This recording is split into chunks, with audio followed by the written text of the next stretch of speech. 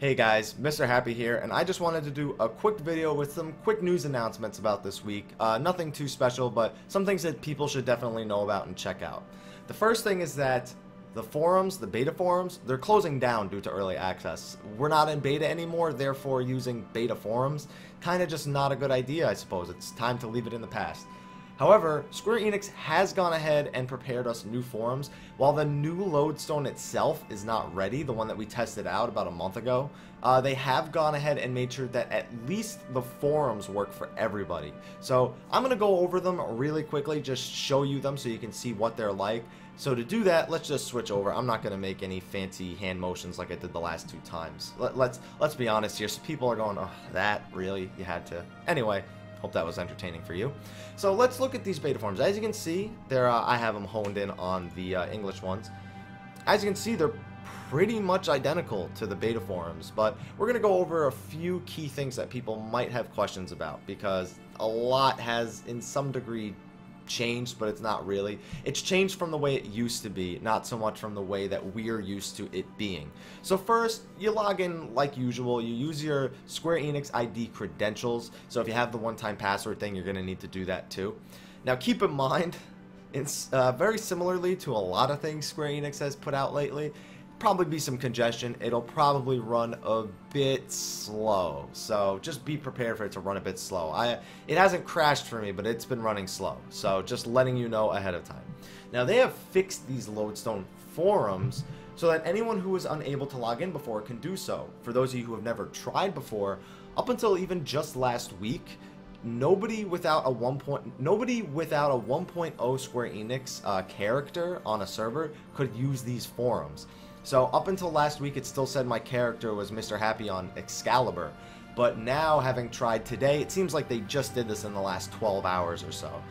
Now your new character information from Beta Phase 4 is available through these forums, and you get to pick your character and select your main classes and do everything like that to be displayed on the forums.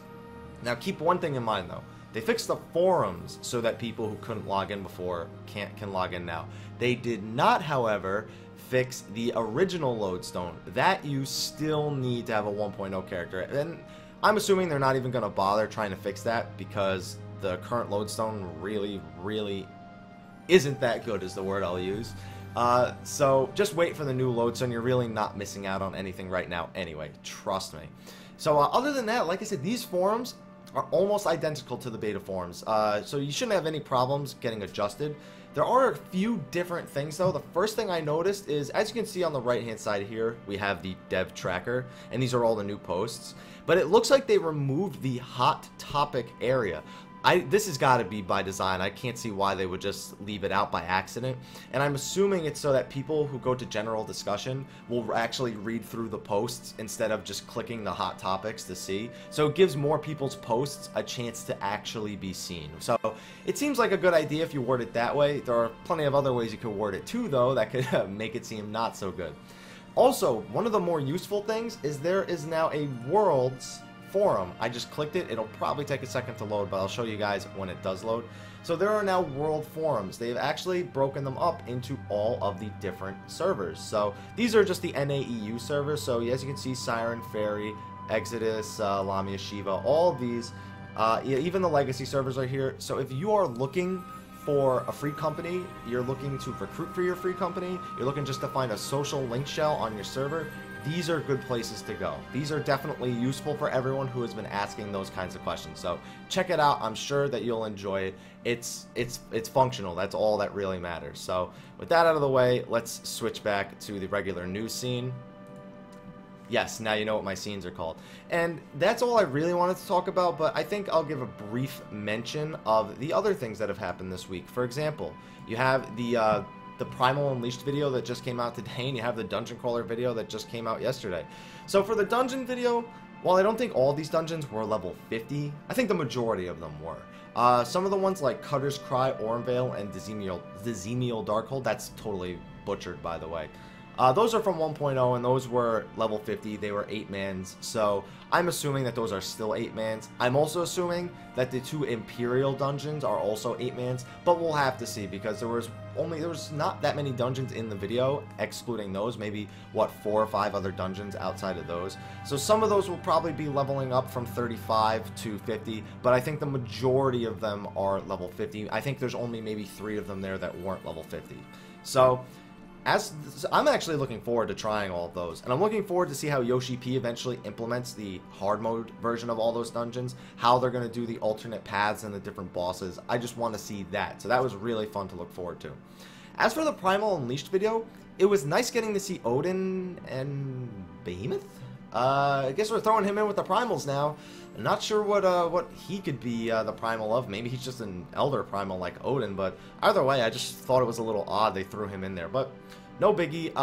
Odin looked like he was ready to one-shot anybody who ran across him, and Behemoth looked like he was just trying to hurt as many things as he could. He's a big guy. He's a big guy. You know, he just wants to hurt stuff.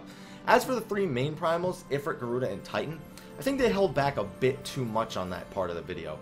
They were obviously trying to hide a lot of the mechanics in the Ifrit and Garuda fights, so us 1.0 players wouldn't just assume the fights were exactly the same.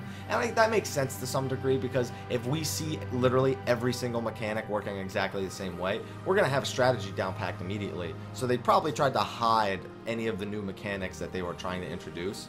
The Titan part of the video, however, we got to see a lot more, probably because he's brand new. So we saw a Stomp that does AoE damage to the raid. He actually did it twice in a row at one point without any sort of break.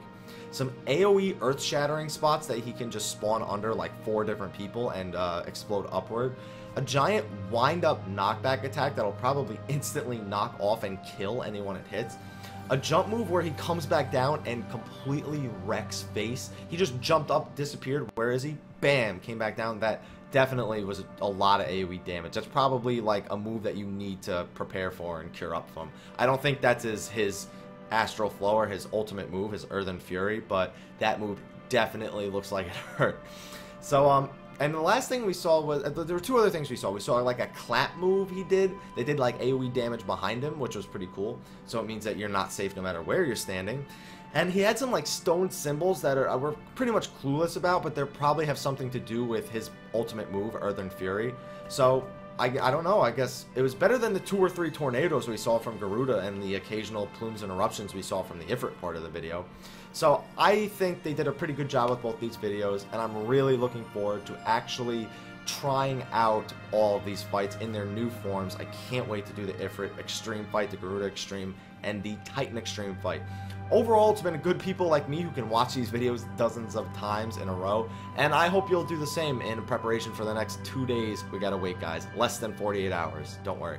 Anyway, guys, I hope you enjoyed this video. If you did, please like, favorite, subscribe, and share. Be sure to check out the Lodestone forums if you're looking for a free company. Just a reminder. Also, be sure to follow me on Facebook and Twitter for regular updates about my content. Also, you can follow me on Twitch. I'll be live streaming 14 when it comes out on August 27th. I'll also be live streaming a ton of other games, PlayStation 4 games, Square Enix relaunches, other Square Enix RPGs, but I'll be doing some other games as well, don't worry.